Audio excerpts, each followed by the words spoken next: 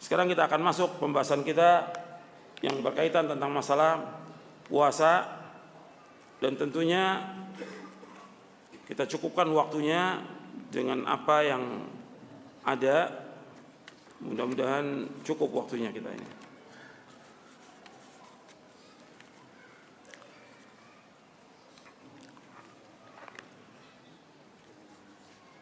Tentang yang awal yang kita bahas di sini sebelum masuk berkaitan dengan puasa. Puasa ini merupakan kewajiban rukun Islam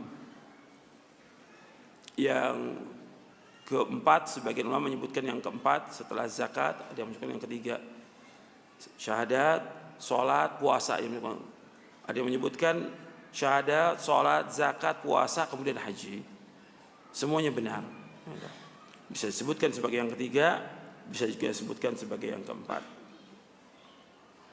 Ikhwan fillah, azakumullah,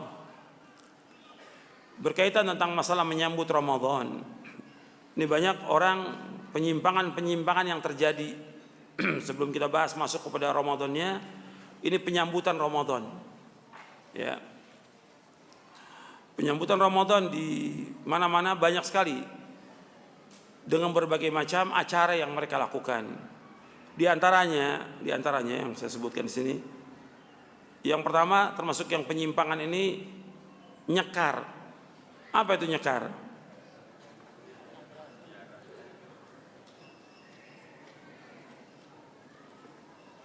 Nyekar itu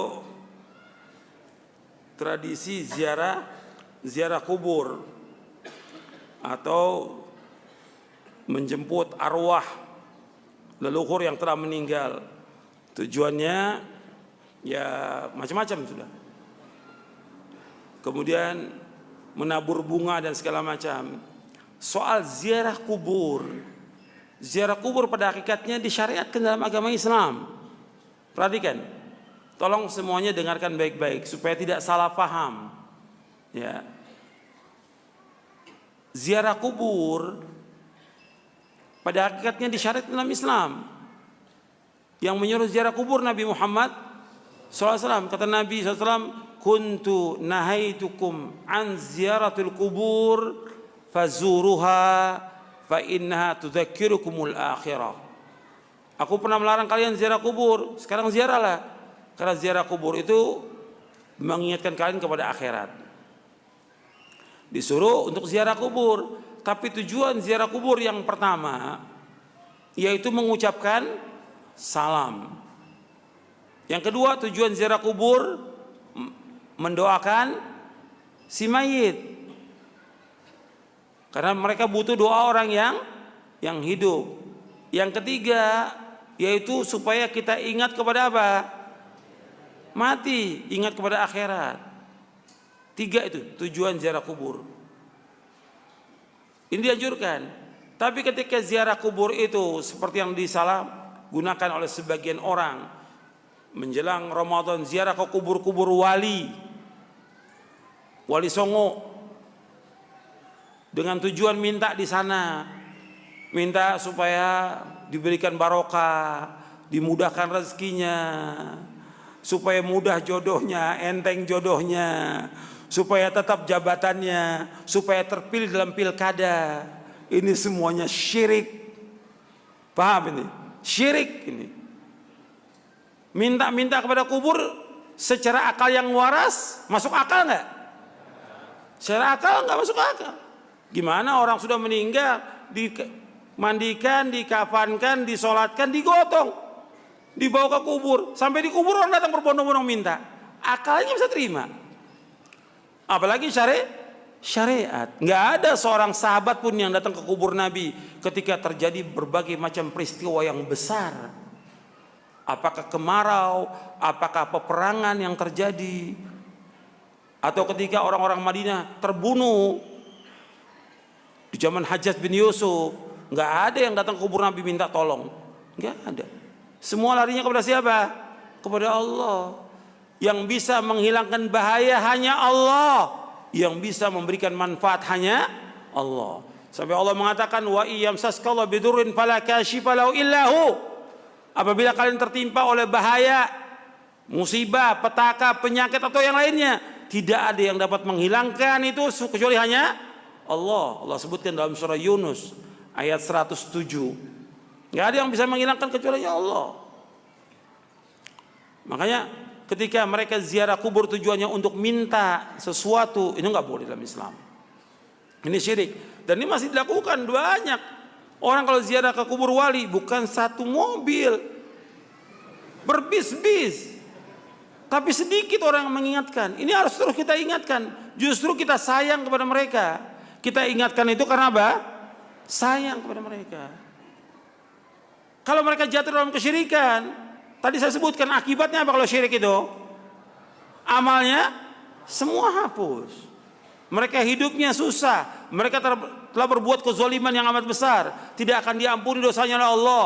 Kemudian Allah akan masukkan mereka ke dalam neraka. Justru kita ingatkan dan terus kita ingatkan ribuan kali ini karena kita sayang kepada kaum muslimin. Justru yang zolim, yang kejam para ustadz dan kiai yang membiarkan demikian orang berbuat syirik. Nggak pernah dijelaskan kepada umat itu bahwa ini perbuatan syirik. Karena orang mati nggak bisa mendengar apa-apa, nggak bisa mendengar apa-apa. Hatta dia seorang wali nggak bisa mendengar apa-apa. Yang bisa mendengar hanya Allah. Allah sudah mengatakan dalam Al-Quran, wa ma anta bimusmi'in man fil qubur. Engkau nggak bisa memberikan dengar kepada orang di kubur, nggak bisa. Allah juga mengatakan kalau engkau berdoa kepada mereka, kepada patung, kepada kubur, yang dikubur siapa yang dikubur? Kamu berdoa, nggak bisa menjawab mereka, nggak bisa mendengar. Kalau mereka mendengar nggak bisa menjawab.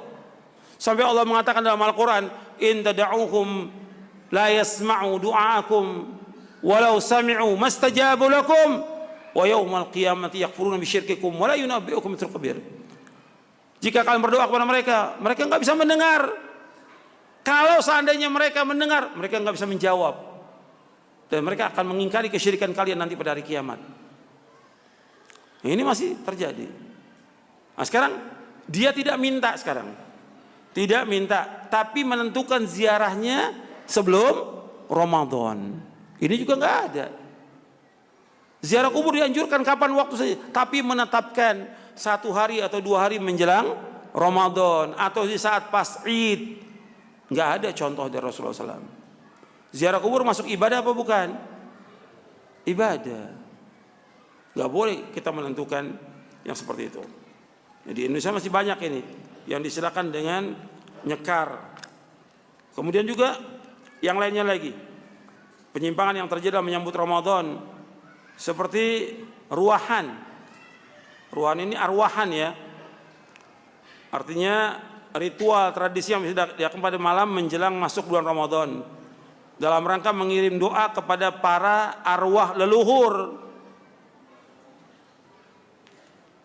Mendoakan kepada mereka dianjurkan.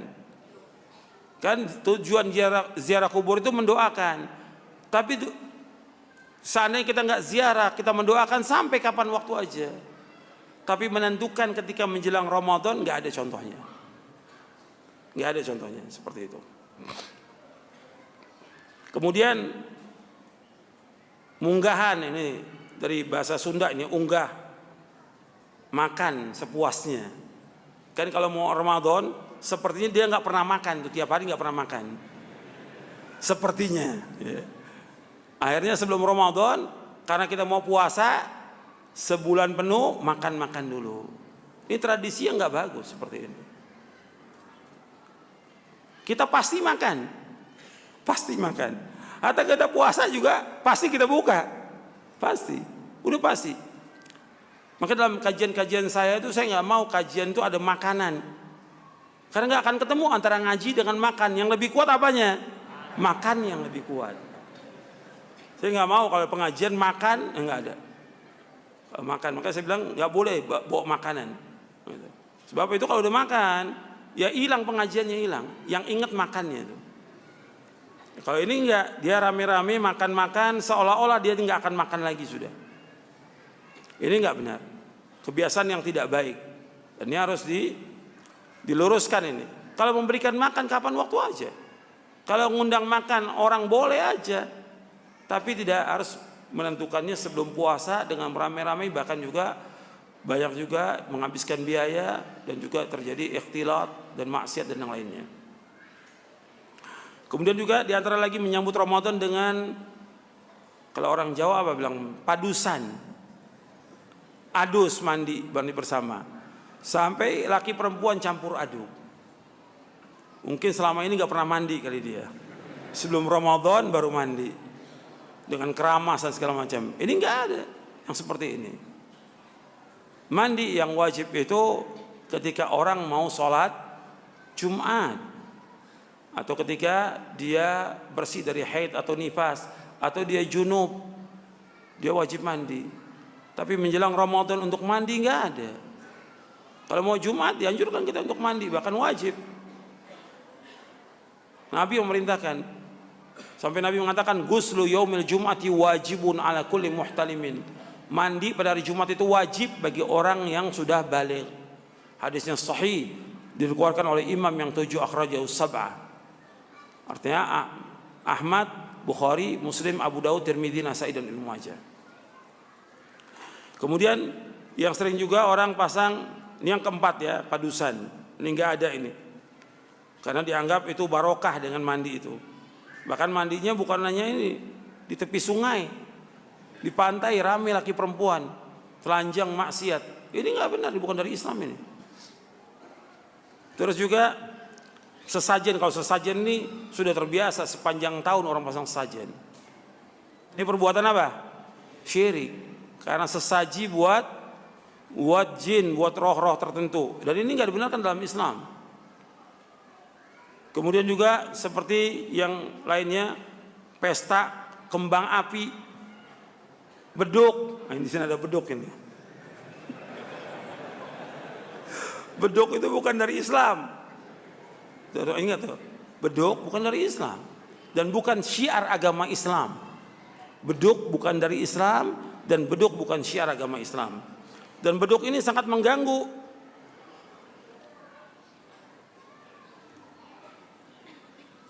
Dan ini kalau sudah Ramadan sama Idul Fitri, ini mulai orang beduk. Pukul beduk setiap hari. Ini mengganggu kaum muslimin.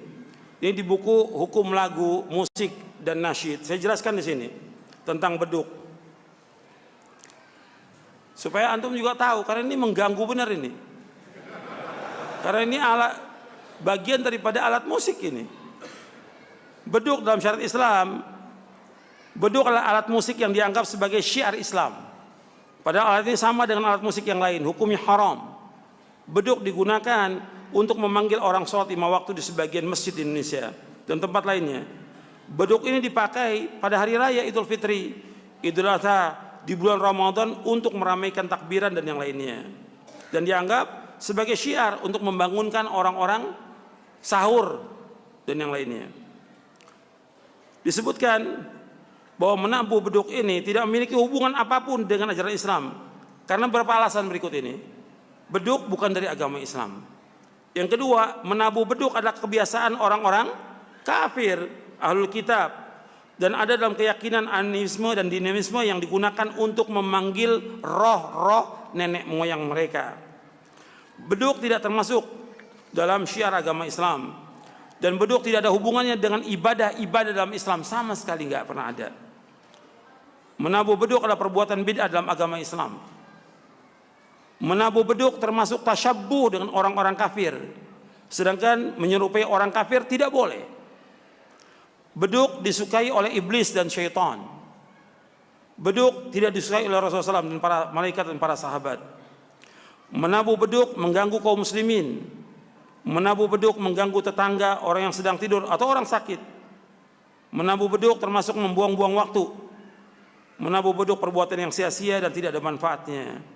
Dan yang lainnya saya sebutkan. Bahkan nggak ada ganjarannya, nggak ada pahala. Tapi orang bergantian mukul beduk. Ya. Dan untuk memanggil sholat, yang ada apa? Adzan. Dan adzan itu hanya ada untuk sholat yang 5 waktu aja. Kalau orang memanggil adzan pada sholat id, jatuhnya perbuatan apa? Bid'ah, karena nggak ada contoh. Jadi adzan itu hanya sholat yang 5 waktu adzan. bukan beduk. Beduk bukan dari Islam. Adzan hanya untuk sholat lima waktu. Makanya adzan nggak ada. Mengadzankan bayi nggak ada. Mengadzankan orang mati di kuburan nggak ada. Emang orang mati mau sholat? Nggak ada.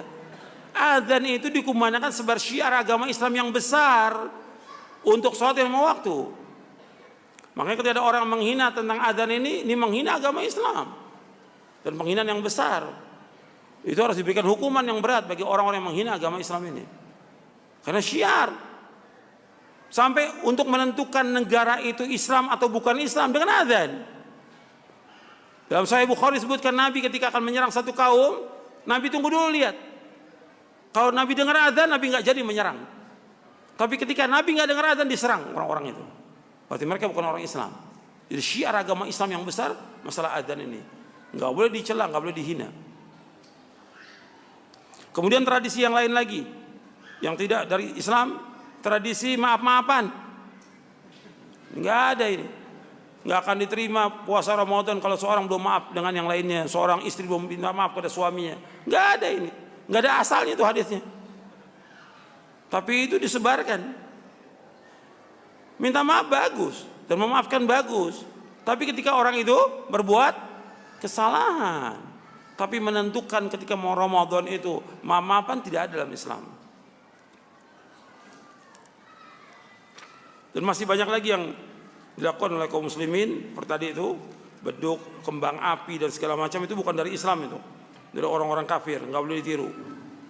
Sekarang kita akan bahas ikhwan fillah yang berkaitan dengan masalah puasa ini. Sebagaimana antum sudah ketahui bahwa tentang wajibnya puasa Allah syariatkan di dalam surah Al-Baqarah ayat 183. Allah berfirman,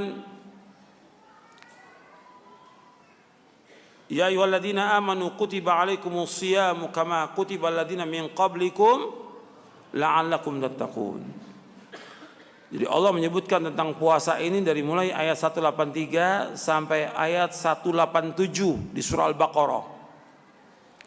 Di surah Al-Baqarah di ayat 183 yang Allah berfirman, Ya ayyuhalladzina amanu kutiba alaikumus shiyamu kama kutiba alladzina min qablikum la'allakum tattaqun. Wahai orang beriman, diwajibkan atas kamu berpuasa sebagaimana diwajibkan atas orang sebelum kamu agar kamu bertakwa. Di sini disebutkan diwajibkan kepada orang beriman berpuasa sebagaimana diwajibkan atas orang-orang sebelum kalian agar kalian bertakwa kepada Allah. Allah menyebutkan tentang orang-orang beriman. Ini panggilan sebagai panggilan kemuliaan bagi seluruh orang beriman untuk berpuasa. Dan kewajibannya yaitu hanya pada bulan Ramadan. Dan diwajibkan puasa ini pada tahun kedua Hijriah. Setelah Nabi hijrah, pada tahun kedua Hijriah diwajibkan puasa Ramadan. Sebelumnya Nabi telah menganjurkan para sahabat untuk puasa Asyura. Asyura itu tanggal berapa? Asyura tanggal berapa? 10 Muharram. Karena sebaik-baik puasa pada bulan Muharram. Maka Nabi menganjurkan para sahabat untuk puasa pada tanggal 10 Muharram.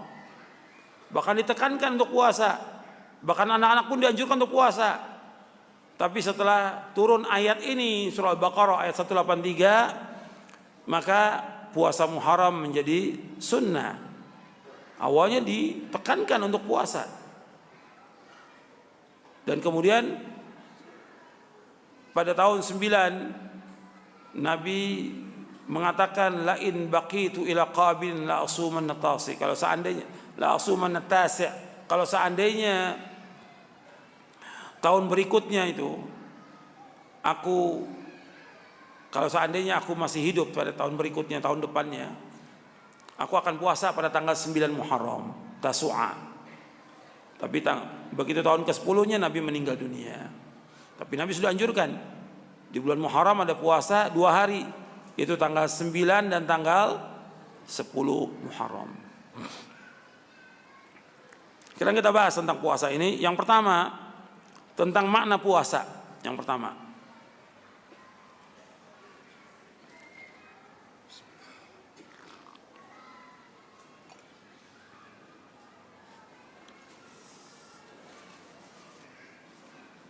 as-siyam secara logo artinya al-kaffu wal imsak.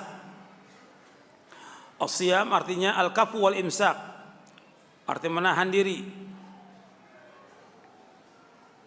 Yang dimaksud secara syar'i yaitu al-imsak 'anil ta'ami wasyarabi wal wiqa'i bi niyatin khalisatin lillahi azza wa jal fi jami'in nahar. Atau dengan kata lain, min tulu'il fajr ila ghurubi syams.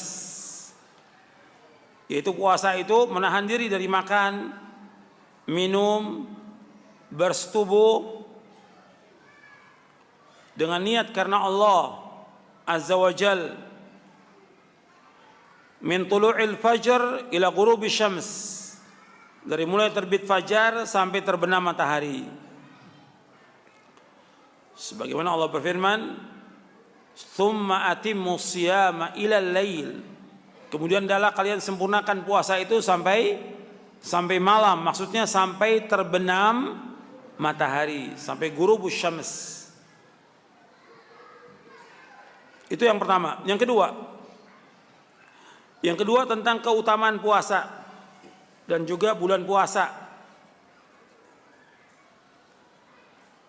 Kalau keutamanya banyak, dan ini nanti antum bisa akan sering dengar ini. Ini kita nggak banyak bahas, karena nanti antum sering dengar di bulan Ramadan orang membahas tentang keutamaan puasa. Puasa ini sangat utama, bahkan sebagai perisai dari api neraka. Kata Nabi SAW, asyamu junnatun yastajinnu bihal abdu minan nar. Kata Nabi, puasa itu perisai yang seorang dia menjaga dirinya dengan puasa itu dari api neraka. Itu diriwayatkan oleh Imam Ahmad dari sahabat Jabir dan sanadnya sahih. Dan puasa juga memasukkan orang ke dalam sorga.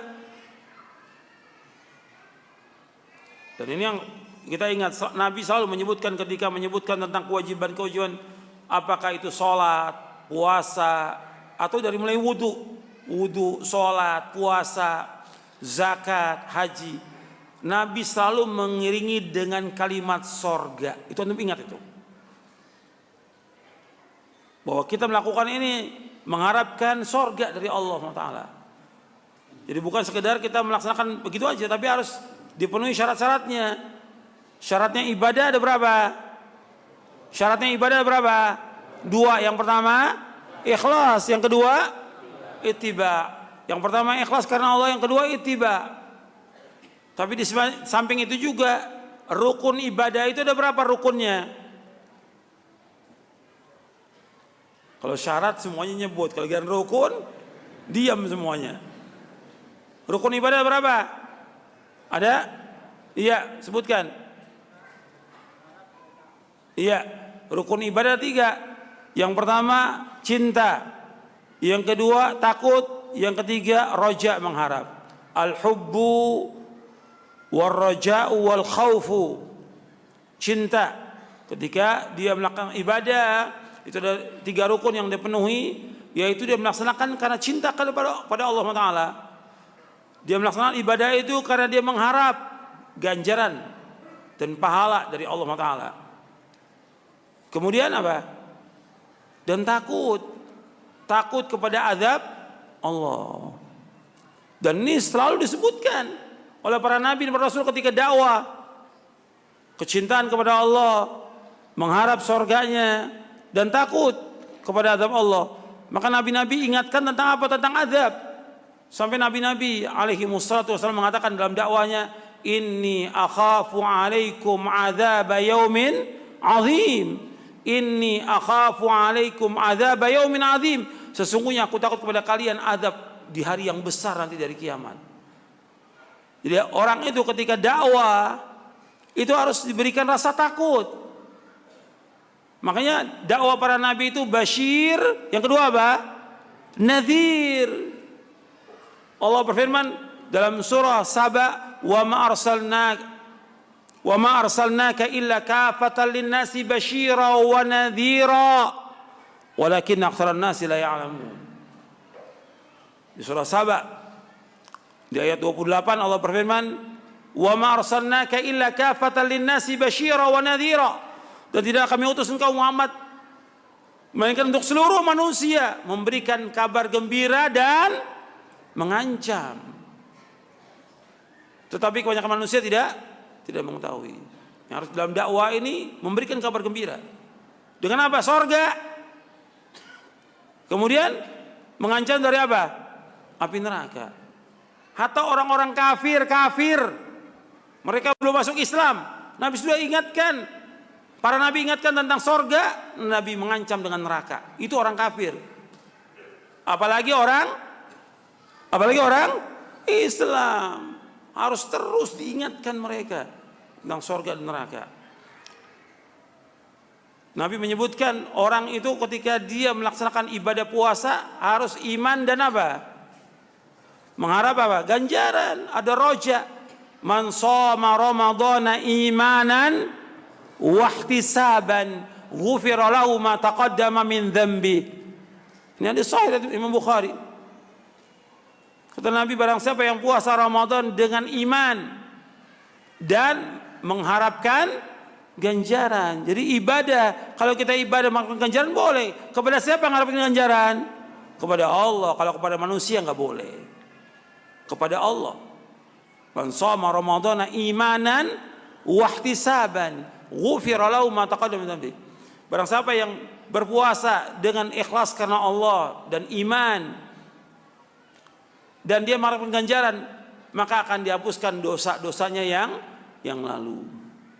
Sering ada orang mengatakan enggak boleh kita kalau ibadah mengharapkan ganjaran. Justru Allah menyebutkan dalam Al-Qur'an agar manusia mengharapkan ganjaran. Nabi juga menyebutkan demikian tentang sorga, agar kita mengharapkan apa? Sorga.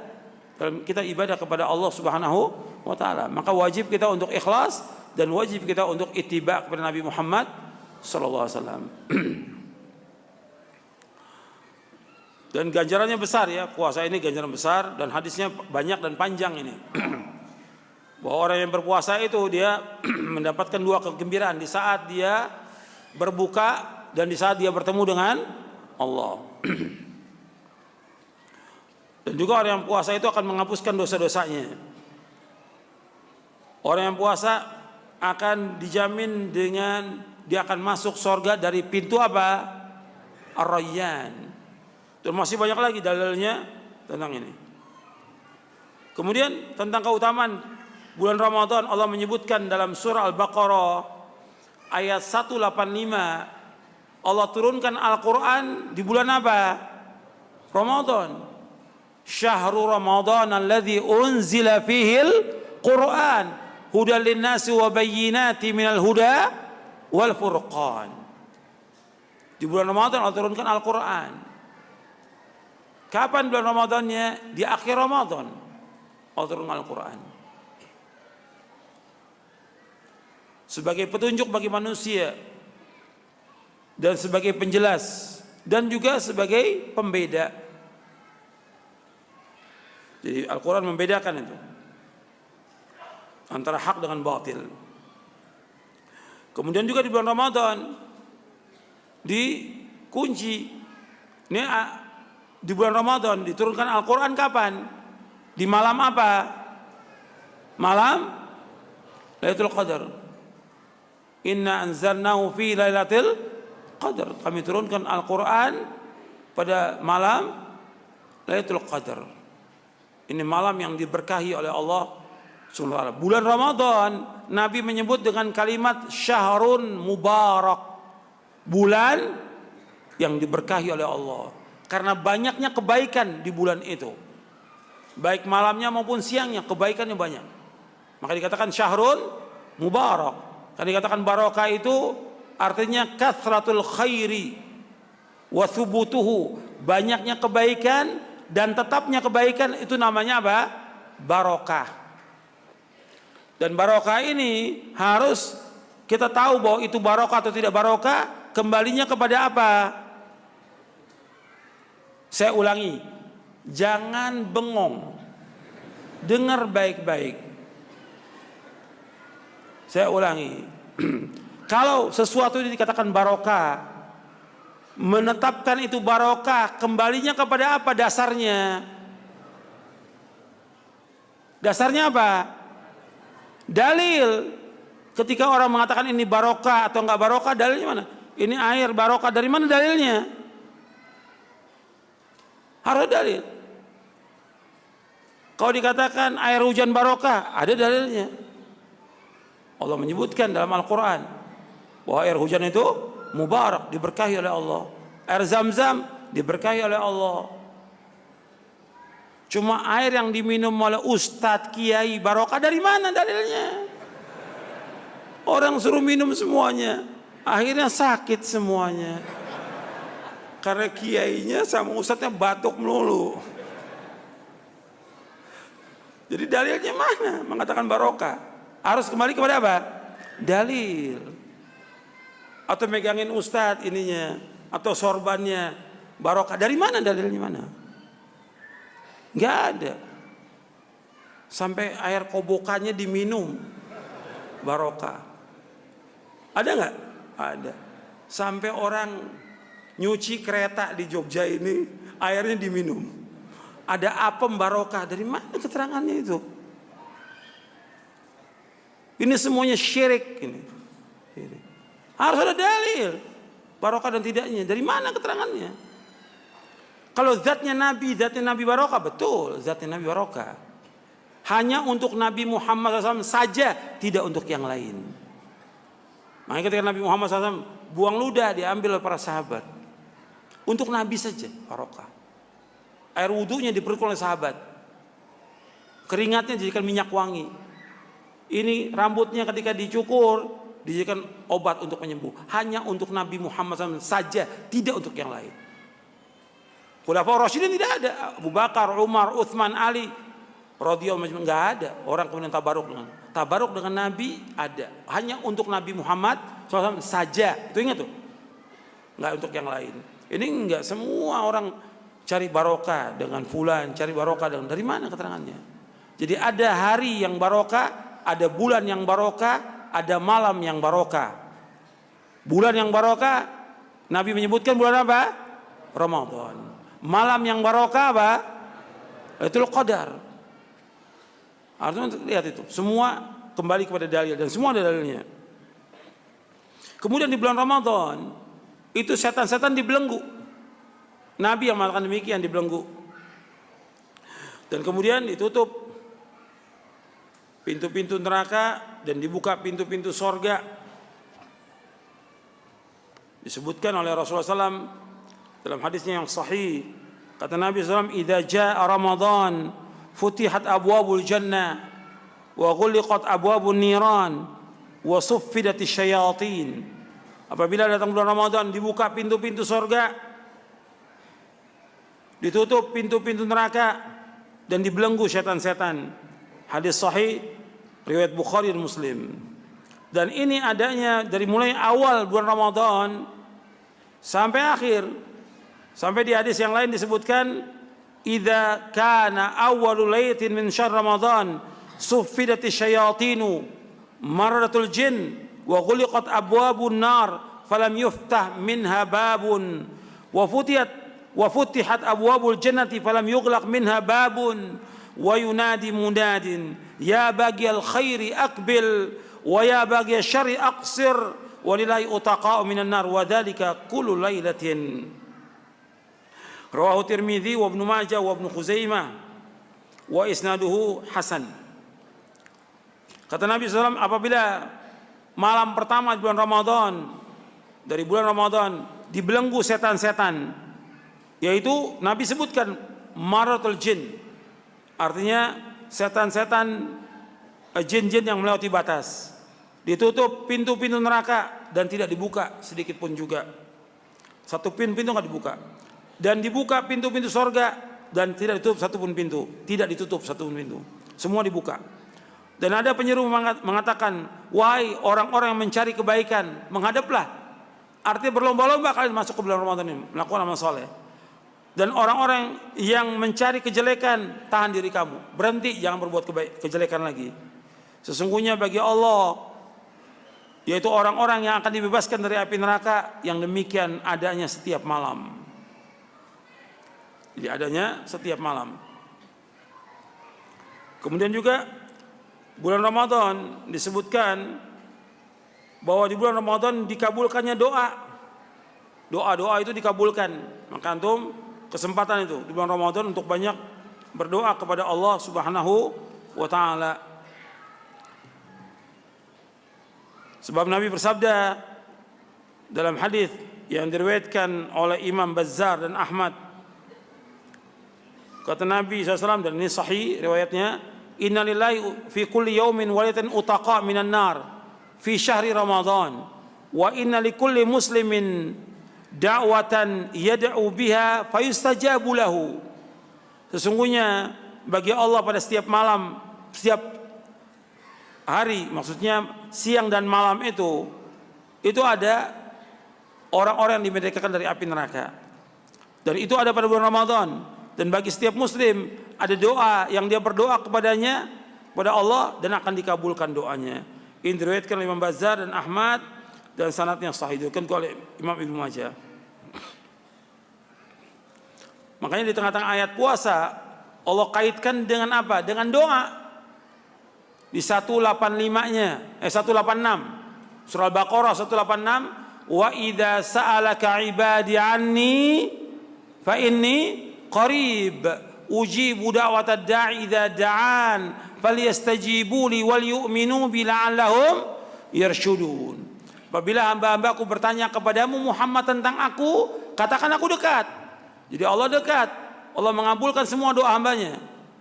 Maka dia penuhi perintah-perintahku, menjauhkan laranganku, dan dia berdoa kepadaku, aku akan kabulkan doanya agar mereka mendapatkan petunjuk. Jadi Allah menyuruh kita untuk berdoa kepada Allah. Maka disuruh fal yastajibu li wal yu'minu bil la'allahum yarshudun. Kemudian yang keempat, pembahasan kita yang keempat tentang hukumnya.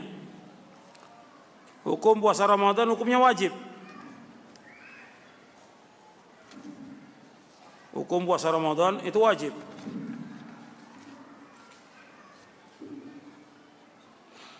Dengan dasar ayat Al-Quran, dengan dasar juga hadis Nabi tentang bunyal Islamu ala khamsin. Dibangun Islam itu di atas 5 perkara. Nabi sebutkan wa shaumi Ramadan wa hajjil bait, puasa Ramadan dan hajjil bait. Disebut syahadat, salat, zakat, kemudian puasa Ramadan dan hajjil bait. Kemudian telah ijma para ulama tentang wajibnya puasa Ramadan. Dan kewajiban ini, dan ini antum perhatikan dasar ayatnya tadi tentang wajibnya dalam surah Al-Baqarah ayat berapa? 183. Kalimat kutiba ay furido, diwajibkan.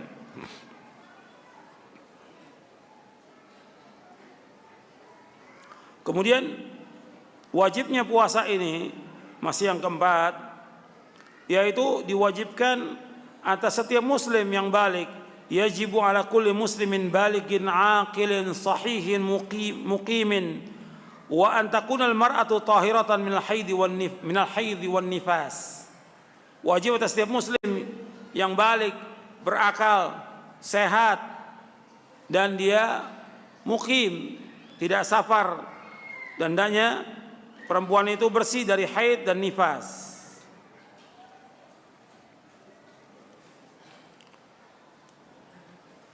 Itu tentang kewajibannya. Kemudian yang kelima, tentang rukunnya. Bahwa rukun puasa itu ada 2. Rukun puasa ada 2. Yang pertama niat. Yang kedua al-imsak 'anil mufattirat min tulu'il fajr ila ghurubish syams. Yang pertama niat. Yang kedua, menahan diri dari hal-hal yang membatalkan puasa, dari mulai terbit fajar sampai terbenam matahari.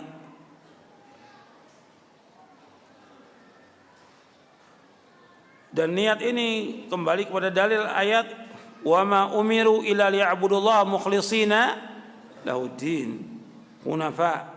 Di dalam mereka diperintah untuk beribadah kepada Allah dengan ikhlas, mentaati agamanya dengan lurus. Kemudian hadis Nabi yang pertama dalam Arba'in Nawawi, innamal a'malu binniyat wa innamal likulli imri'in ma nawa. Sesungguhnya amal-amal tergantung niatnya dan setiap orang akan mendapatkan apa yang dia niatkan. Dan untuk Ramadan niatnya itu ada di waktu malam. Waktu malam.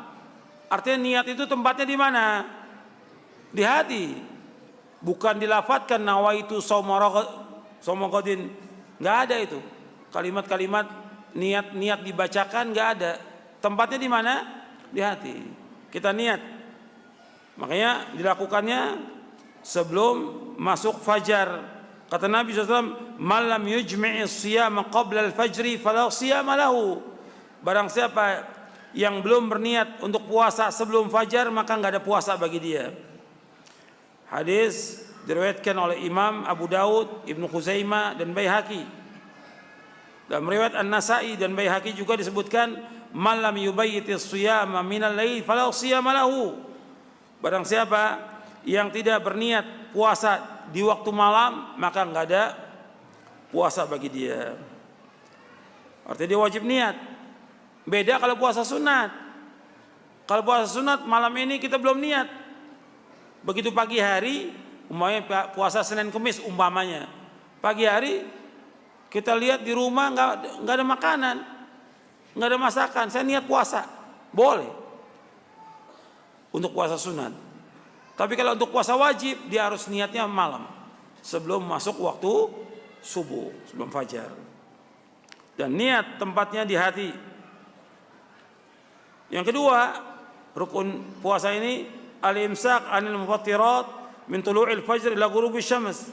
Menahan diri dari hal-hal yang membatalkan puasa dari terbit fajar sampai terbenam matahari. Dalilnya surah Al-Baqarah ayat 187.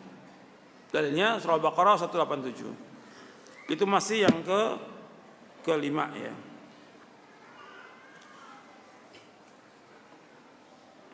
Berapa?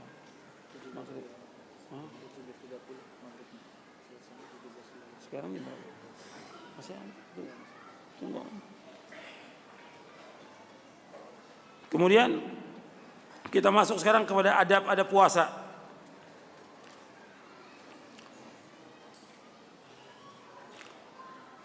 Tentang adab puasa, dianjurkan bagi orang yang berpuasa itu untuk sahur.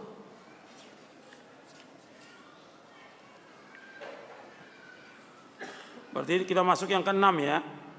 Iya. Tadi yang arkanus siyam, arkanus shaum itu yang kelima, sekarang kita masuk yang ke-6 tentang adab-adab puasa. Adab puasa dianjurkan orang yang berpuasa sahur. Orang berpuasa dianjurkan untuk sahur. Dan sahur ini makanan yang barokah. Kata Nabi, "Tasahharu fa inna fis sahuri barokah." Sahurlah kalian karena sahur itu barokah. Hadis Bukhari dan Muslim. Makanan yang barokah yaitu makan sahur. Tapi sahur itu dianjurkan di akhir menjelang subuh. Artinya setengah jam atau 20 menit menjelang subuh itu baru sahur. Bukan sahur jam 12 malam, itu bukan sahur, namanya makan malam itu. Atau jam 1. Jadi sahur itu menjelang subuh, kurang lebih membaca 50 ayat. Dan Allah dan malaikatnya bersalawat kepada orang-orang yang sahur. Innallaha wa malaikatahu yusholluna 'alal mutasahhirin. Sesungguhnya Allah dan malaikatnya bersalawat kepada orang sahur. Dan yang paling bagus sahur itu dengan korma. Kata Nabi, ni'ma sahuril mu'min at-tamru. Sebaik-baik sahurnya orang yang beriman itu adalah tamr. Itu riwayat Abu Daud, Ibnu Hibban dan Baihaqi dari sahabat Abu Hurairah. Dan sahur ini hukumnya sunnah muakkadah. Sunnah yang sangat ditekankan. Sunnah muakkadah. Dan sunnah yang diakhirkan. Kemudian dianjurkan juga, ini tentang masalah adabnya nanti saya akan tambahkan lagi, puasa berbuka puasa. Ini tentang sahur, karena kalau sahur buka, untuk berbuka itu dianjurkan segera. Kalau untuk sahur diakhirkan, kalau untuk buka disegerakan. Begitu terbenam matahari langsung buka. Dan para sahabat adalah orang yang paling segera berbuka dan paling lambat sahurnya. Dalam riwayat Abdul Razak dari Amr bin Maimun al-Audi, dia seorang tabi'i, kan ashabu Muhammad SAW asra'un nasi iftara wa abta'ahum sahura. Adalah para sahabat, karena ashabu Muhammad SAW asra'an nasi iftara wa abta'ahum sahura. Adalah para sahabat Nabi Muhammad SAW orang yang paling segera berbuka, paling lambat sahurnya. Riwayat Imam Abdul Razak dalam kitabnya Al-Musannaf. Dan orang yang menyegerakan buka akan mendatangkan kebaikan. Dan buka itu dilakukan sebelum sholat maghrib. Sebelum sholat maghrib, adzan buka dulu. Kemudian yang terbaik ya dengan tamr. Dan bacaan yang dibaca ketika berbuka puasa, bacanya apa? Yang sahih riwayatnya, dhahaba dhama'u wabtallatil uruqu wa thabatal ajru insyaallah. Adapun riwayat yang sering dibaca itu riwayatnya dhaif, Allahumma laka sumtu wa bika amantu ala rizki aftartu. Ini hadis dhaif, didhaifkan oleh para ulama ahli hadis. Yang sahih riwayatnya dhahaba dhama'u wabtallatil uruqu wa thabatal ajru insyaallah. Telah hilang dahaga, telah basah tenggorokan, dan telah tetap ganjaran insyaallah. Ya, sampai di sini dulu karena menjelang maghrib. Nanti insyaallah pada maghrib kita lanjutkan lagi. Baru setelah itu kita tanya jawab. Saya pikir cukup sampai di sini. Wassalamualaikum Muhammadin sallallahu alaihi wa ala alihi wasallam. Alhamdulillah wassalatu wassalamu ala Rasulillah. Asyhadu an la ilaha illallah syarika lah wa asyhadu anna Muhammadan abduhu wa rasuluh. Allahumma salli wa sallim wa barik ala nabiyina Muhammadin wa ala alihi wa sahbihi ajma'in. Kepada ikhwan dan akhwat yang mudah-mudahan dirahmati oleh Allah Ta'ala, alhamdulillah kita akan lanjutkan setelah selesai kita sholat maghrib. Kita lanjutkan kajian kita tadi sampai poin yang ke-6 yang berkaitan tentang sahur. Kemudian setelah itu yang ke-7 berkaitan tentang berbuka puasa. Masih berkaitan yang ke-6 berkaitan tentang adab-adab puasa ya. Adab-adab puasa ini masuk yang pertama itu sahur. Kemudian yang kedua tentang berbuka puasa. Dan dianjurkan dalam berbuka puasa itu bersegera. Kemudian berbukanya sebelum sholat maghrib. Artinya sudah terbenam matahari, kita dianjurkan buka puasa lebih dahulu. Artinya makan kecil, takjil. Istilahnya takjil. Takjil itu ya dengan korma, air putih cukup. Kemudian sholat maghrib. Pada sholat maghrib dia mau makan, nggak ada masalah. Tapi jangan kemudian dia bukanya dengan semua makanan. Ya selesainya nanti isya. Nggak sempat sholat maghrib nanti. Karena di kita kalau buka itu segala macam makanan ada. Namanya takjil itu hanya sekedarnya aja. Makan kurma atau mungkin yang beberapa yang manis-manis, kemudian minum, kemudian setelah itu dia sholat maghrib. Kemudian tadi doa buka puasanya sudah saya jelaskan, yang sahih riwayatnya dhahaba dhama'u wabtalatil uruqu wa thabatal ajru insyaallah. Kemudian dianjurkan bagi kaum muslimin dan muslimat untuk memberikan makan kepada orang-orang yang berbuka puasa. Karena memberikan makan kepada orang-orang yang berbuka puasa ganjarannya besar. Nabi Muhammad SAW bersabda, "Man fattara sha'iman kana lahu mithlu ajrihi ghaira annahu la yanqusu min ajri shaimi syai'an." Kata Nabi SAW, barang siapa yang memberikan makan untuk orang yang berpuasa, artinya memberikan makan buka untuk orang yang berpuasa, kana lahu mithlu ajrihi, maka dia mendapatkan ganjaran seperti orang yang berpuasa. Ghaira annahu la yanqusu min ajri shaim syai'an, hanya saja tidak akan kurang sedikit pun ganjaran orang yang berpuasa. Artinya orang yang berpuasa mendapatkan ganjaran yang besar, kemudian kita yang memberikan makan mendapatkan ganjaran seperti orang yang berpuasa. Itu kalau kita berikan makan 1 orang. Kalau 10, kalau 100, kalau 1000. Makanya antum lihat di Timur Tengah, orang-orang tuh berlomba-lomba memberikan makan untuk orang berbuka puasa. Kalau antum umroh di bulan Ramadan, antum bisa lihat di Masjid Nabawi, di Masjidil Haram, orang berebut untuk memberikan makan iftar kepada orang-orang yang berbuka puasa karena ganjarannya besar. Bahkan di sana itu orang membagikan makanan bawa mobil 1 kontainer dibagikan. Bukan 1 box, ada yang 1 box ada. Artinya box mobil yang besar itu dipakai untuk bagikan makanan. Tapi ada juga yang 1 kontainer dia bawa untuk bagikan makanan. Karena ganjarannya besar. Kalau di sana orang berlomba-lomba memberikan makan, kalau di sini berlomba-lomba berebut makan.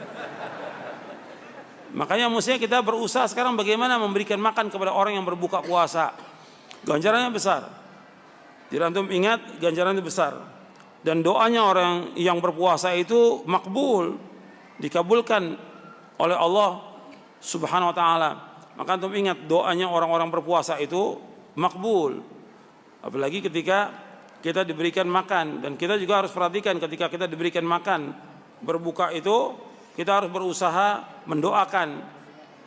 Dan doanya ada dari Nabi SAW.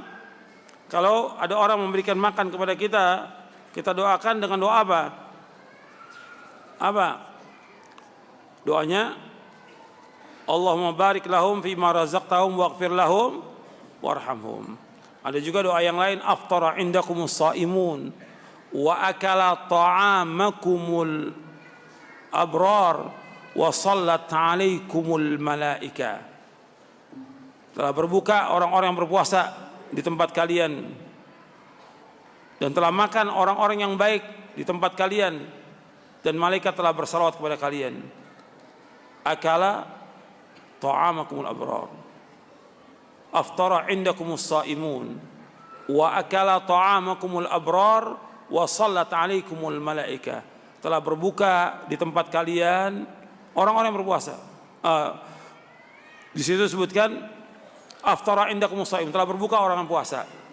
Wa akala ta'amakumul abrar, telah makan orang-orang yang baik. Karena mereka orang berpuasa, orang yang baik. Kemudian wassalat alaikumul malaika, dan telah memberikan salawat para malaikat. Atau doa yang lain yang Nabi ucapkan kepada orang-orang yang telah memberikan makan kepada kita. Itu yang kita lupa. Kalau ada orang memberikan makan kepada kita, apakah makan seperti biasa atau ketika memberikan makan untuk buka puasa, kita doakan kepada mereka dengan doa yang datang dari Nabi SAW. Yaitu Nabi mendoakan Allahumma barik lahum fima razaqtahum waghfir lahum warhamhum. Itu semuanya doa. Maka Nabi menganjurkan untuk saling mendoakan di antara kita. Maka jangan kita diam tuh. Doakan orang-orang yang berpuasa, kita mendoakan dengan doa-doa yang baik karena diajarkan oleh Rasulullah sallallahu alaihi wa ala alihi wasallam. Kemudian juga antum perhatikan doa ketika orang-orang berpuasa itu dikabulkan. Dari sahabat Abu Hurairah radhiyallahu an,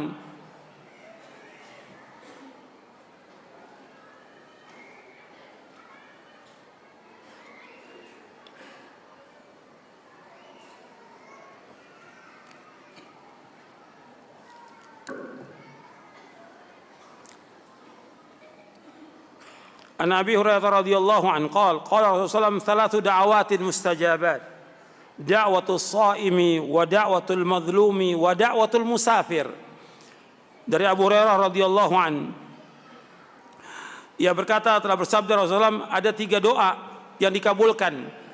Yang pertama doanya orang berpuasa, yang kedua doanya orang yang dizolimi, yang ketiga doanya musafir.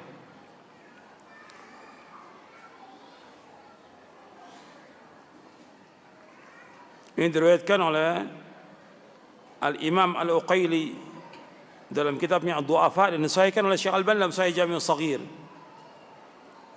Kemudian Ada juga riwayat yang lain dari Abu Hurairah juga, Nabi bersabda, "Thalathun la turaddu da'watuhum, as-shaimu hina yuftir, wal imamul adil, wa da'watul madhlum."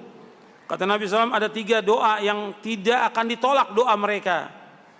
Yang pertama, doanya orang yang berpuasa ketika dia berbuka. Ya, doa orang puasa dari mulai terbit fajar sampai terbenam matahari dikabulkan. Terlebih lagi ketika dia berbuka puasa. Yang kedua, imam yang adil. Yang ketiga adalah doa orang yang dizolimi. Ini diriwayatkan oleh Imam At-Tirmidzi, Ibnu Majah, dan Ibnu Hibban. Kemudian dalam riwayat yang lain ada beberapa doa, dan ini dianjurkan. Makanya kita biasakan dalam ketika kita berpuasa itu kita selalu berdoa kepada Allah. Doanya orang puasa makbul. Dan ketika kita diberikan makan oleh orang dalam berpuasa ini atau di luar puasa, kita doakan. Tadi doanya sudah saya sebutkan. Di antaranya juga doa Allahumma at'im man at'ami wasqi man saqani. Ya Allah, berikanlah makan orang yang berikan makan kepadaku, wasqi man saqani, dan berikanlah minum kepada orang yang berikan minum kepadaku.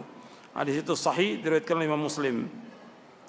Adapun hadis yang tadi saya bacakan, aftara indakumus shaimun wa akala ta'amakumul abrar wa salat alaikumul malaika, itu hadisnya sahih riwayat Abu Daud. Dalam Amalul Yaum wal Laila juga diriwayatkan Ibnu Sunni dalam Amalul Yaum wal Laila, dan juga Imam Ahmad dalam Musnadnya juz yang ketiga. Adapun doa Allahumma barik lahum fima razaqtahum waghfir lahum warhamhum diriwayatkan oleh Imam Muslim, Abu Daud, dan Tirmidzi. Hadisnya sahih.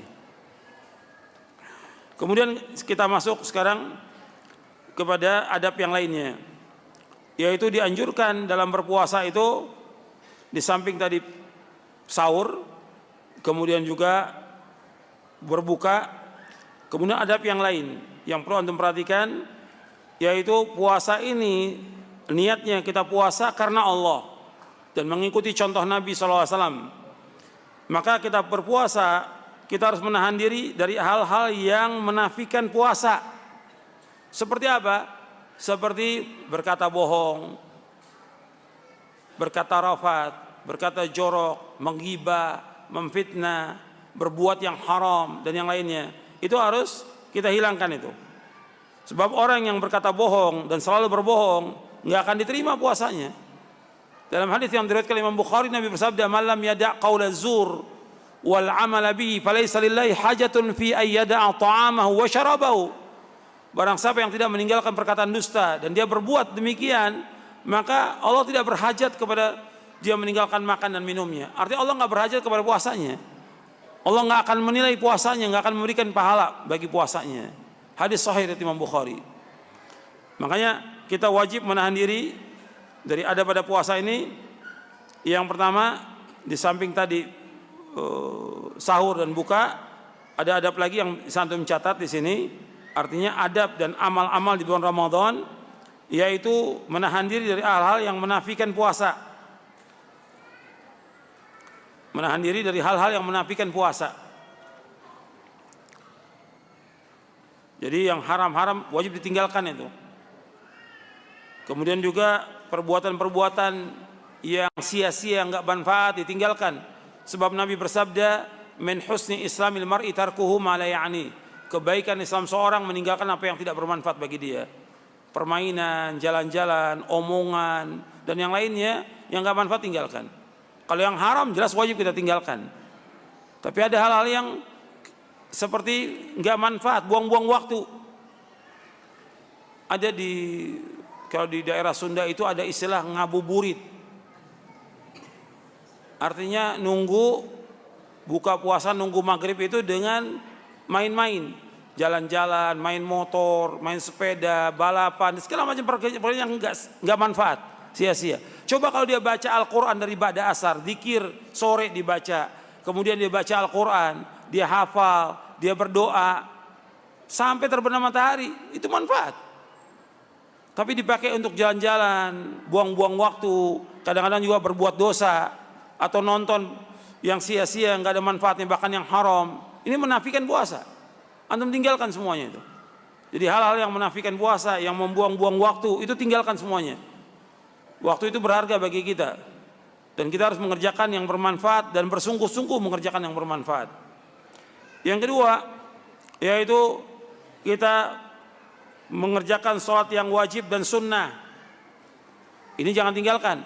Sebab ada juga orang yang puasa, makanya tadi saya sebutkan ada sahurnya jam 12, jam 1. Setelah jam 12, jam 1 tidur. Yang ditinggalkan nanti apanya? Sholat subuh. Sholat subuh wajib nggak? Wajib. Fardhu ain, nggak boleh tinggalkan. Bahkan pernah ada di zaman Umar, orang dia mengerjakan sholat malam, tapi kemudian tidak hadir sholat berjamaah subuh. Sholat berjamaah yang 5 waktu di masjid bagi laki-laki hukumnya apa? Wajib. Dalilnya, antum bisa ngomong wajib, dalilnya? Dalilnya apa? Dalam surah Al-Baqarah, wa aqimu salata wa atu zakata warka'u ma'raki'in. Dirikanlah salat, keluarkan zakat, dan rukulah bersama orang yang ruku. Maksudnya kerjakanlah salat dengan berjamaah. Kalau hadis banyak. Hadis banyak sekali. Sampai orang yang buta pun disuruh hadir salat berjamaah. Ini wajib. Kalau di bulan lain wajib mengerjakan salat berjamaah, apalagi di bulan Ramadan. Tetap wajib, dia harus kerjakan 5 waktu sholat dengan berjamaah di masjid. Kemudian kerjakan yang sunnah-sunnahnya. Kerjakan yang sunnah-sunnahnya. Qobliyah maupun ba'diyah dikerjakan. Dan itu ganjarannya besar. Tapi nggak ada ganjarannya melebihi di bulan yang lain, nggak ada riwayatnya. Jadi ada riwayat tapi dhaif riwayatnya. Kemudian yang selanjutnya, di samping yang sunnah-sunnah kita kerjakan, kemudian sholat tarawih. Nah, sholat tarawih yang antum perhatikan bahwa Nabi Muhammad SAW di bulan Ramadan itu sholat tarawihnya enggak lebih dari 11. Kata Aisyah radhiyallahu anha wa ardhaha, maka Rasul yazidu fi Ramadan ala 11 atan. Maka Rasulullah SAW yazidu fi Ramadan wala fi ghairi ala 11 rakaatan. Kata Aisyah bahwa Rasulullah tidak menambah salat di bulan Ramadan maupun bulan ini atas 11 rakaat. Artinya Rasulullah SAW mencontohkan salat tarawih itu 11 rakaat. Bagaimana mengerjakannya dua-dua? Bagaimana riwayat ini? Hadis sahih dari Bukhari dan Muslim. Dalam riwayat Muslim disebutkan salatul laili mathna bahwa salat malam itu dua-dua. Jadi 2 rakaat salam, 2 rakaat salam, 2 rakaat salam. Bisa dikerjakan 4 kali, kemudian witirnya 3, atau dikerjakan 5 kali, witirnya 1. Jadi ini 11. Ada memang yang menyebutkan 23, tapi bukan hadis Nabi. Semua riwayat dari Nabi yang 23 dhaif dan maudhu. Riwayat dari Umar juga sama dhaif. Justru Umar radhiyallahu an mengerjakan sholat tarawih 11 rakaat. Dan para sahabat mengerjakan 11 rakaat. Semuanya demikian. Yang kita ikut contoh Nabi SAW dan contoh para sahabat. Nabi bersabda, wa khairul hadyi hadyi Muhammadin SAW. Sebaik-baik petunjuk siapa? Petunjuk Nabi Muhammad SAW. Kalau dia mengatakan kan ada juga ulama mengerjakan 23, ya kita kembali kepada petunjuk Nabi. Dalilnya jelas Nabi mengerjakan 11, nggak ada riwayat Nabi mengerjakan 23, nggak ada riwayatnya, tidak ada sama sekali. Nggak pernah para sahabat mengerjakan 23, tidak ada riwayat sama sekali. Kalau 11 kerjakan 11. Dan waktu zaman Umar radhiyallahu menyuruh Tamim Ad-Dari dan Ubay bin Ka'ab radhiyallahu anhuma untuk menjadi imam sholat tarawih. 1 rakaat bacanya 100 ayat, selesainya menjelang sahur. Karena panjang sholatnya para sahabat itu. Nah kalau kita nggak sanggup, nggak ada masalah. Tapi kita bacanya dengan tartil. Dan sebaik-baik sholat yang lama berdirinya. Afdalus sholat itulul qunut, kata Nabi. Sebaik-baik sholat itu yang lama berdirinya. Kalau lama berdirinya berarti rukunya juga lama, sujudnya juga lama, i'tidal juga lama.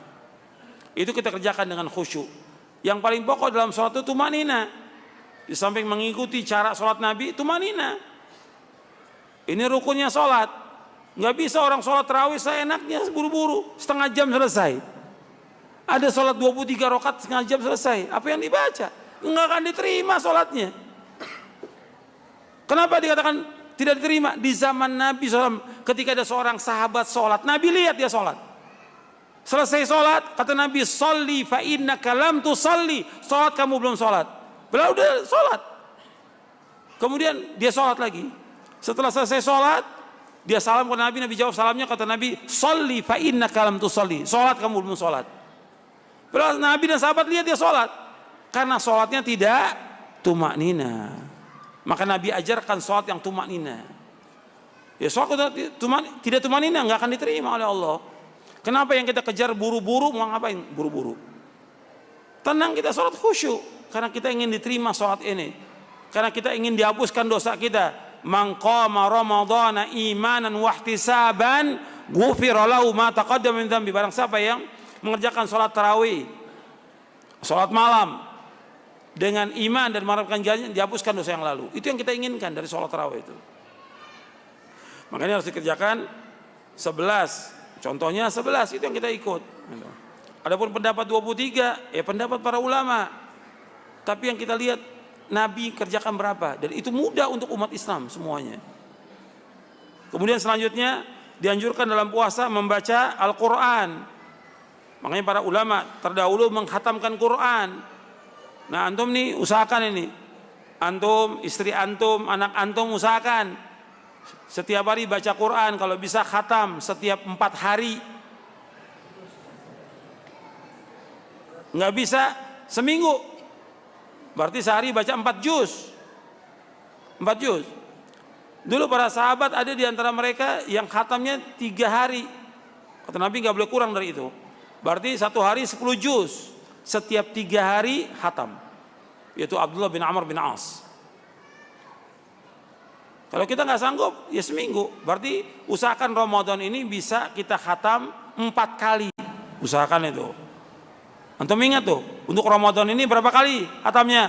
4 kali. Insya Allah, usahakan tuh. Antum, istri, anak, orang tua juga sampaikan itu. Karena begitu para ulama terdahulu, kalau sudah masuk Ramadan, mereka sibuk membaca Al-Quran. Karena Nabi SAW menyuruh untuk baca Al-Quran. Iqra'ul Quran fa innahu ya'ti yaumal qiyamati syafi'an li ashabi. Bacalah Al-Quran, karena Al-Quran memberikan syafaat kepada orangnya pada hari kiamat. Dan nanti puasa dan Al-Quran akan datang pada hari kiamat, akan memberikan syafaat kepada orang yang membaca Al-Quran dan puasa. Kemudian juga diantaranya lagi, ada puasa ini jud, dermawan. Dermawan itu banyak sedekah. Di bulan Ramadan ini Nabi SAW banyak sedekah. Jadi jangan menahan. Jadi banyakin sedekah. Berlomba-lomba dengan sedekah. Nabi adalah orang yang paling dermawan. Terutama dermawan di bulan Ramadan. Melebihi angin yang berhembus. Makanya kita usahakan itu. Kemudian yang selanjutnya lagi, yaitu bersungguh-sungguh untuk ibadah di 10 malam terakhir. Al-ijtihadu fil ibadah fil ashr al-awakhir. Bersungguh-sungguh dalam ibadah di 10 malam terakhir. Karena untuk mencari malam apa? Lailatul Qadar lebih baik dari berapa? Berapa bulan? Lailatul Qadri khairum min alfi syahr. Lailatul Qadar itu ganjarannya lebih daripada 1000 bulan. Allah menyebutkan dalam surah Al-Qadar 1000 bulan. Makanya kita ngejar itu. Karena kita hidup untuk mencari apa? Sorga. Perhatikan tuh, kita hidup untuk mencari sorga. Bukan untuk mencari dunia, bukan. Hidup kita untuk ibadah kepada Allah. Sibukkan diri kita untuk ibadah kepada Allah. Berlomba-lomba bangun di tengah malam, kemudian baca Al-Quran, banyak sedekah, istighfar, berdoa, menolong orang yang susah, dan yang lainnya. Berlomba-lomba kita bersegera dalam kebaikan untuk mencari malam Lailatul Qadar. Dan di malam-malam itu, malam Lailatul Qadar adanya pada malam ganjil, malam 21, malam 23, malam 25, malam 27, malam 29. Kata Nabi, cari itu di malam ganjil. Iltamisuha fil ashr al-awakhir. cari 10 malam terakhir itu di malam-malam ganjil. Kemudian kita dianjurkan untuk membaca doa sebagaimana pertanyaan Aisyah radhiyallahu anha, ya Rasulullah, bagaimana kalau kita mendapatkan Lailatul Qadar, baca apa? Allahumma innaka afuwun tuhibbul afwa fa'fu anni. Allahumma innaka afuwun tuhibbul afwa fa'fu anni. Allahumma innaka afuwun tuhibbul afwa fa'fu anni. Baca malam-malam itu. Ya Allah, sungguhnya Engkau pemaaf dan Engkau suka kepada maaf. Maafkan kami ya Allah, ampuni dosa kami. Kemudian dianjurkan juga untuk umroh di bulan Ramadan. Justru Nabi SAW menganjurkan untuk umroh karena umroh di bulan Ramadan fadilahnya sama dengan haji. Kata Nabi SAW, umroh fi Ramadan ta'dilu hajjah. Umroh di bulan Ramadan fadilahnya sama dengan haji. Dalam riwayat yang lain Nabi bersabda SAW, umratun fi Ramadan ta'dilu hajjatan ma'i. Umroh di bulan Ramadan fadilahnya sama dengan haji bersamaku. Haji bersama Rasulullah.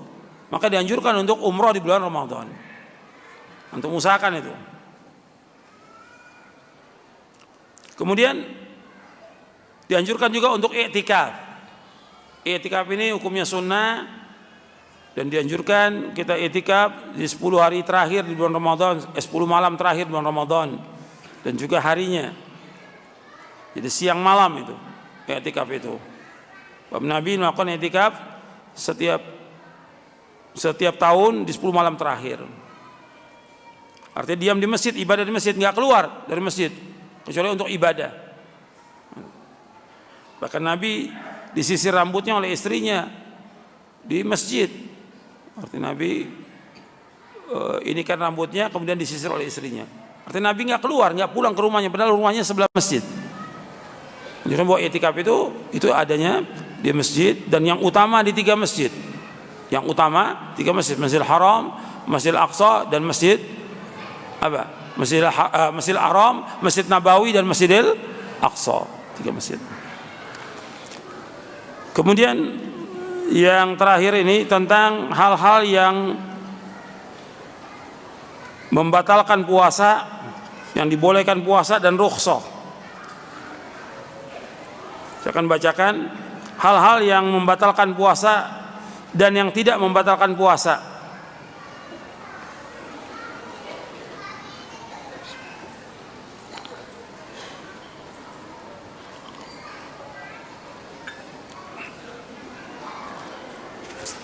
Yang membatalkan puasa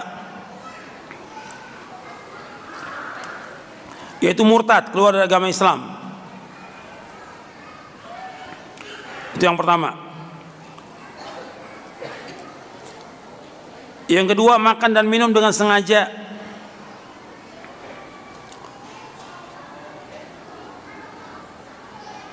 Makan dan minum dengan sengaja. Dimasukkan juga oleh para ulama termasuk dalamnya merokok. Karena orang berpendapat bahwa rokok itu nggak makan nggak minum, kata dia. La haula wala quwwata illa billah. Ya, rokok ini hukumnya haram dalam Islam dan membatalkan puasa.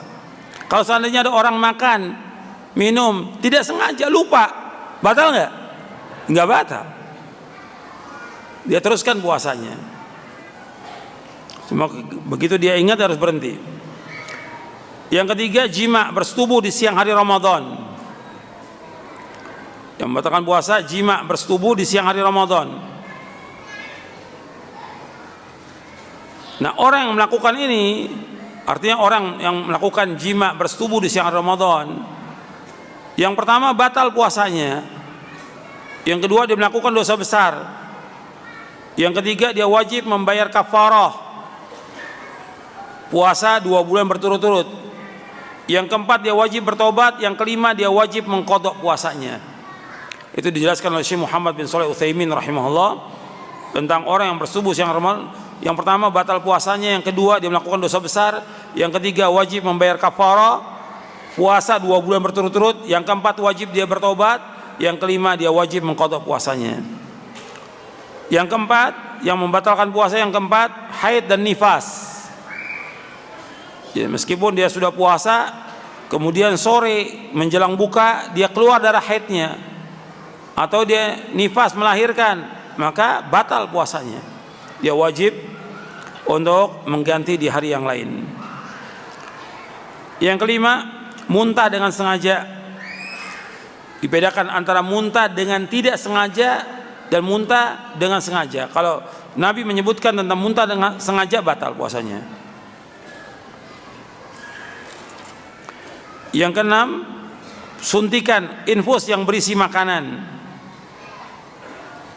Ya, suntikan atau infus yang berisi makanan ini membatalkan.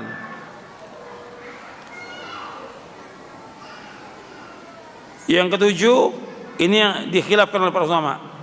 Yang ketujuh ini khilaf, ya, yang ketujuh ini khilaf di antara ulama, yaitu mengeluarkan mani dengan sengaja.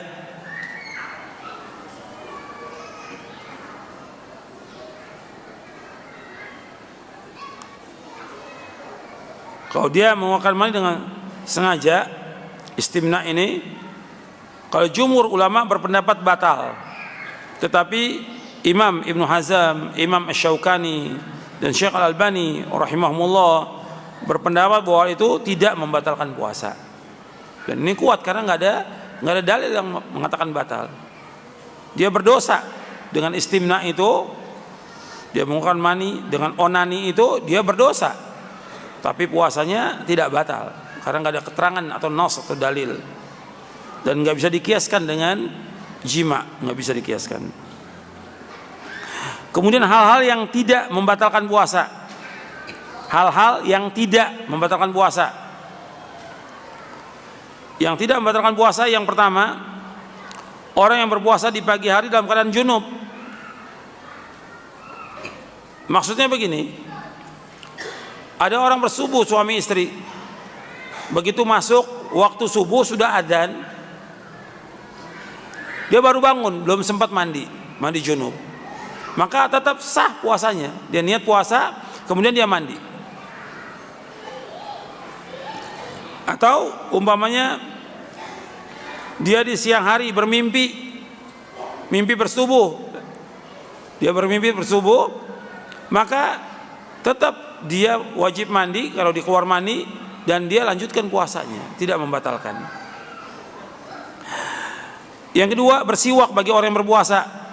Karena siwak ini dianjurkan, bersiwak, memakai siwak dianjurkan. Apakah di pagi hari, siang hari, atau sore hari, boleh.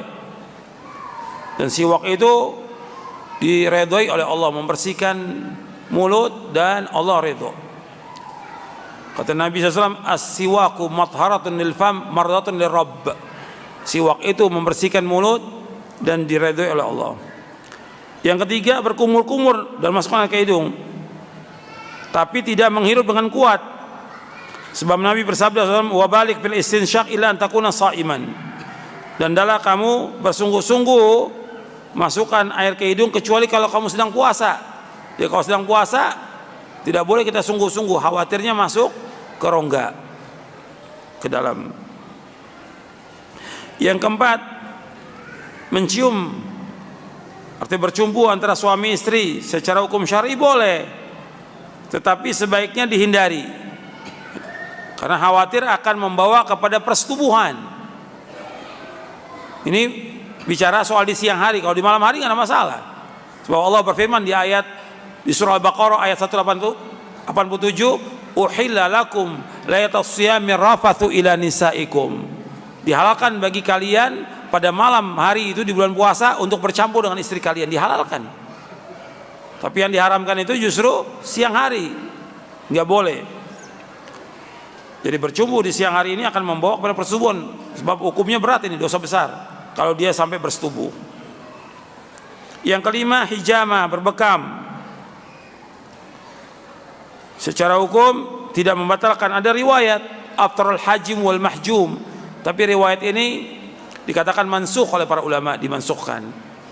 Atau kalau saya dikatakan sahih riwayatnya atau tidak mansukh, artinya hampir berbuka orang yang membekam dan dibekam. Artinya sebaiknya dihindari berbekam di saat puasa. Nabi pernah berbekam. Jadi sifatnya ini tidak membatalkan. Kemudian yang keenam, mengambil darah. Kita mau periksa darah, boleh diambil darah kita, itu tidak membatalkan puasa. Yang selanjutnya, memakai sifat atau celak mata, termasuk juga obat tetes mata, obat tetes telinga itu boleh. Kemudian menuangkan air di atas kepala atau mandi itu boleh.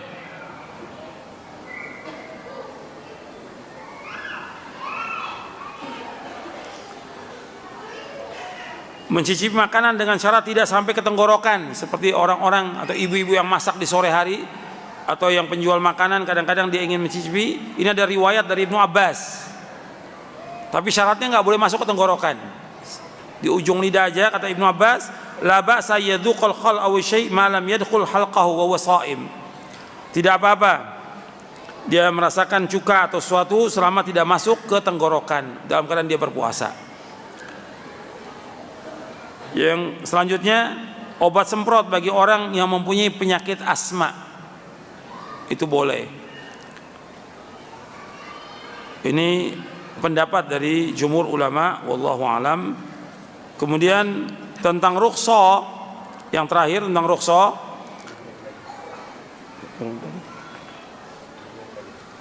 Isya jam berapa? Sekarang jam berapa? Ya. Golongan yang mendapat rukhsah keringanan untuk tidak berpuasa di bulan Ramadan, yang pertama musafir, yang kedua orang sakit, yang ketiga wanita haid dan nifas, yang keempat lelaki yang sudah tua dan wanita yang sudah tua, yang kelima perempuan yang hamil dan menyusui. Jadi golongan yang mendapatkan rukhsah keringanan untuk tidak puasa di bulan Ramadan, yang pertama musafir. Nas ayat membolehkan demikian. Orang sakit tapi wajib dia mengganti di hari yang lain. Man kana minkum maridun aw ala safarin fa iddatum min ayyamin ukhra. Kemudian yang ketiga wanita haid dan nifas memang enggak boleh puasa dia, tapi wajib qada, mengganti dari yang lain. Lelaki yang sudah tua dan wanita yang sudah tua, kalau memang dia nggak mampu untuk puasa, dia wajib membayar fidyah berdasarkan athar dari Ibnu Abbas. Yang kelima perempuan hamil dan menyusui, yang dia khawatir terhadap diri dan anaknya, maka ia boleh berbuka puasa berdasarkan athar dari Ibnu Abbas dan Ibnu Umar, tapi mereka wajib membayar fidyah menurut pendapat yang paling kuat. Ya, sampai sini dulu kajian kita.